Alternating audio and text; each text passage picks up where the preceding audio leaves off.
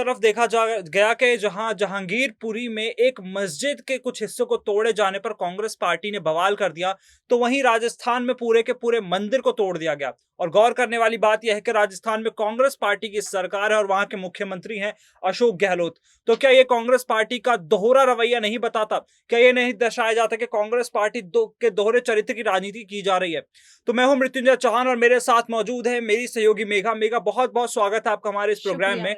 और हम आज इसी बारे में बात करने वाले हैं कि क्या इस तरह की राजनीति जो कांग्रेस पार्टी कर रही है मेघा, क्या ये कांग्रेस पार्टी के दोहरे चरित्र को नहीं दर्शाता कि जिस तरह से आप कहते हैं कि मस्जिद के तोड़े जाने पर आवाज खड़ी करते हैं, लेकिन वहीं आप बुलडोजर पहुंचवा कर जहां पे दुकानों को तोड़ा जाता है, वहीं एक मंदिर को तोड़ा जाता है, एक गौशाला को तोड़ा जाता है, बल्कि ये बताया जा रहा था कि वो जो मंदिर तोड़ा गया वो 300 साल पुराना है। बिल्कुल मृत्युंजय। तो मृत्युंजय, मैं यहाँ पर चाहूंगी कि जरा सी जानकारी जनता जाने कि जब दिल्ली में जहांगीरपुरी पर भारतीय जनता पार्टी के शासित वाली एनसीडी ने बुलडोजर चलाया और मस्जिद से सटी करीब 12 दुकानें जो थी, जिसमें हिंदू और मुस्लिम दोनों की ही दुकानें आती है। ऐसा नहीं है कि वो 12 दुकानें सिर्फ मुस्लिमों की थी या सिर्फ हिंदू की थी, किसी एक पर्टिकुलर धर्म से ताल्लुक रखने वाले लोगों की वो दुकानें नहीं थी। तो जब वहां पे बुलडोजर चला तो कांग्रेस पार्टी के जो पूर्व अध्यक्ष हैं यहाँ पर राहुल गांधी बयान देते हैं और कहते हैं कि ये बुलडोजर दुकानों पर नहीं चला, मस्जिद पर नहीं चला, ये बुलडोजर हमारे देश के संविधान पर और हमारे लोकतंत्र पर चला है। अब देखिए, आप राजस्थान में अगले साल चुनाव हैं।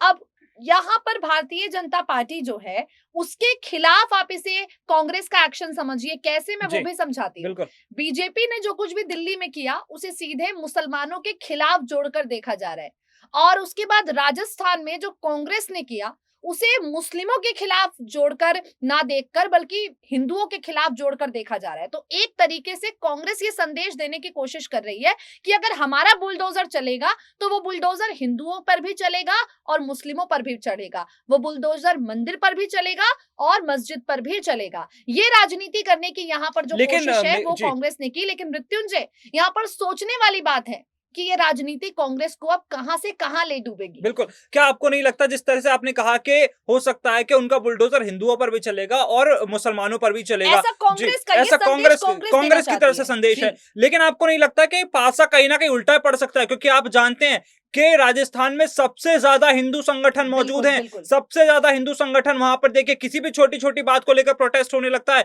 चाहे फिल्म हो, चाहे कोई प्ले हो, कोई नाटक हो, कोई यहाँ तक के मैंने देखा है छोटे छोटे आंदोलन इस बात पे भी होने लगते हैं। बिल्कुल, तो आपको नहीं लगता कानूनों तक को लेकर हुई तो फिर भी मंदिर तोड़ा गया, और जिसकी मान्यता है वो शिव मंदिर था, जिसको ऐसा पूजा, बहुत लोग वहां पर पूजा करने जाते थे, 300 साल पुराना मंदिर बताया जाता था, ऐसे मंदिर परिसर को तोड़कर कांग्रेस ने कहीं गलती तो नहीं कर दी है? मृत्युंजय, आप जब आंदोलन की बात करते हैं तो मुझे पद्मावत फिल्म याद आ जाती है। पद्मावत फिल्म को लेकर जिस तरीके से राजस्थान में आंदोलन हुए हैं, जिस तरह से करनी सेना ने दीपिका पादुकोण की नाक तक काट देने की धमकियां दी, तो वो आंदोलन आप सोचिए और देखिए कि राजस्थान में धर्म के नाम पर लोगों के भीतर कितना कट्टरवाद है।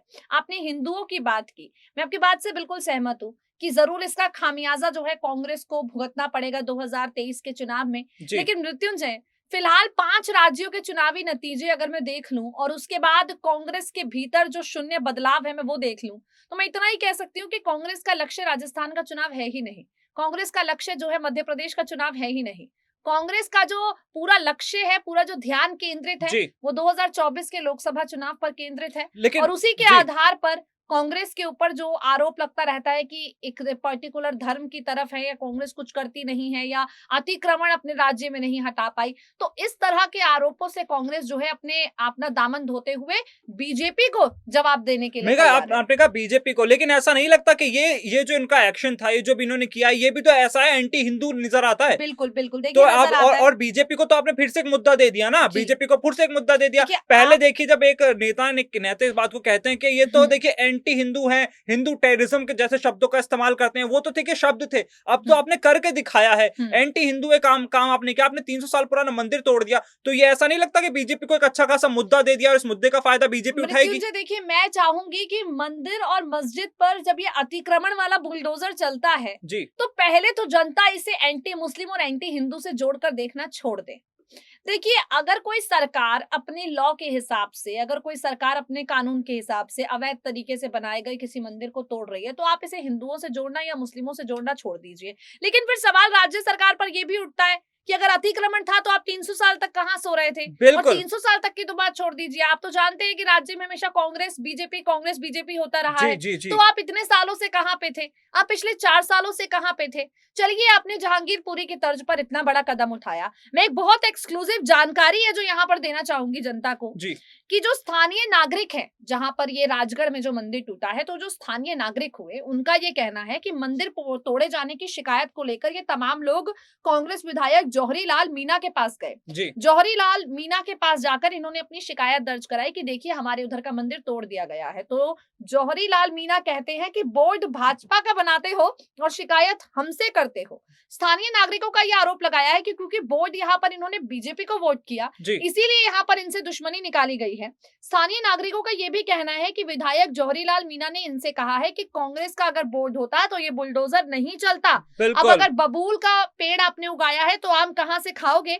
आपको 24 घंटे का वक्त दिया जाता है, आप 34 पार्षदों को लेकर मेरे घर आओ, कार्यवाही रुक जाएगी, नहीं तो मैं कार्यवाही नहीं रोक पाऊंगा। अब इस बयान से कांग्रेस फंसती है, इस वीडियो से कांग्रेस फंसती है। इसलिए फंसती है कि आप क्या यहाँ लोगों से दुश्मनी निकाल रहे हैं? क्या आप लोगों को, क्या बीजेपी को वोट देने का वो खामियाजा भुगते आप ये कह रहे हैं?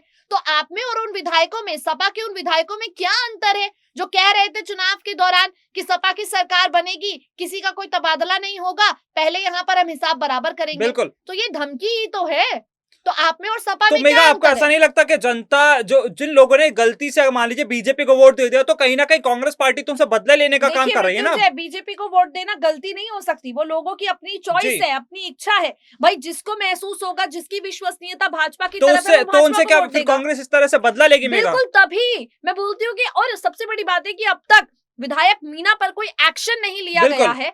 ये इसी वजह से कांग्रेस की हालत खस्ता होती है, क्योंकि यहाँ पर किसी की जवाबदेही नहीं है। अब कौन जवाब देगा विधायक के ऐसे बयान का? कोई तो जवाब देने बिल्कुल वाला ना होना कांग्रेस चाहिए। पार्टी का नेतृत्व इस पर कुछ बोलने को तैयार है, ना वो नेता इस पर कुछ बोलने को तैयार है जो कहाँ इस बिल्कुल कांग्रेस के नेता राजस्थान के इस मंदिर पर चले बुलडोजर, 300 साल पुराने मंदिर पर चले बुलडोजर के बारे में बात ही करने के और लिए इस वक्त तैयार अजय नहीं है माकन भी मृत्युंजय। इस वक्त फील्ड से गायब नजर आ रहे हैं, जो बिल्कुल जिन्होंने गायब है। प्रेस कॉन्फ्रेंस करके उस दिन जहांगीरपुरी वाले मस्जिद पर बातें कही थी। राहुल गांधी का ट्वीट क्यों नहीं आया इस पे? ये राहुल गांधी क्यों नहीं इस मामले पर कहते कि लोकतंत्र की हत्या हो रही है? जी देखिए, मैं ये नहीं कहती कि आप कानून को धार्मिक भावनाओं से ऊपर रखिए, मैं बिल्कुल ये नहीं चाहती। मैं बोलती हूँ अगर अतिक्रमण है तो बिल्कुल सही किया आपने, बुलडोजर चलाया, लेकिन ये 300 साल, इतने सालों में आपने क्यों नहीं देखा? पहले सालों की तो बात छोड़ दीजिए, अभी हाल फिलहाल के 3-4 साल हो गए ना आपको राजस्थान में, बिल्कुल तब आपने इस बारे में क्यों नहीं विचार विमर्श किया? लेकिन आज कर रहे हैं, और उसके बाद आपके विधायकों के ऐसे बयानों को लेकर जनता जो है दावे करती है। तो इन्हीं मुद्दों पर जो है कांग्रेस जनता के साथ खेलने का काम करती है। और मृत्युंजय, अब जनता समझदार हो चुकी है, जनता सब समझती है, और अब ऐसे खेलों से जनता फंसने वाली नहीं है। अब ऐसे खेलों से जनता फंसने वाली नहीं है। और लेकिन अभी भी कांग्रेस पार्टी पर सवाल तो खड़े होते ही हैं, और बिल्कुल। सवाल खड़े होते हैं कांग्रेस पार्टी के नेतृत्व पर भी। क्या कांग्रेस पार्टी सच में ऐसा प्रोजेक्ट करने की कोशिश कर रही है कि मुसलमानों को खुश करने के लिए हिंदुओं के मंदिर तोड़े जा रहे हैं? और क्या इसको फिर ऐसा नहीं कहा जा सकता कि कहीं ना कहीं कांग्रेस पार्टी लगातार हिंदुओं के खिलाफ जिस तरह से साजिश करने का काम कर रही है, इस तरह के रंग भी इस चीज को दिए जा रहे हैं? लेकिन देखा यह भी जा रहा है कि कांग्रेस पार्टी के बड़े नेता इस एक्शन पर चुप हैं। जिस तरह से अलवर में मंदिर तोड़ा गया है, उस पर कांग्रेस पार्टी का कोई भी नेता अपनी जुबान खोलने को तैयार नहीं है। लेकिन विपक्ष को एक मुद्दा जरूर मिल गया, और विपक्ष इस मुद्दे को भुनाने की पूरी कोशिश कर रहा है। फिलहाल के लिए इस प्रोग्राम में इतना ही। आप ऐसी तमाम बड़ी खबरों के लिए देखते रहे स्पिन 9 न्यूज। नमस्कार।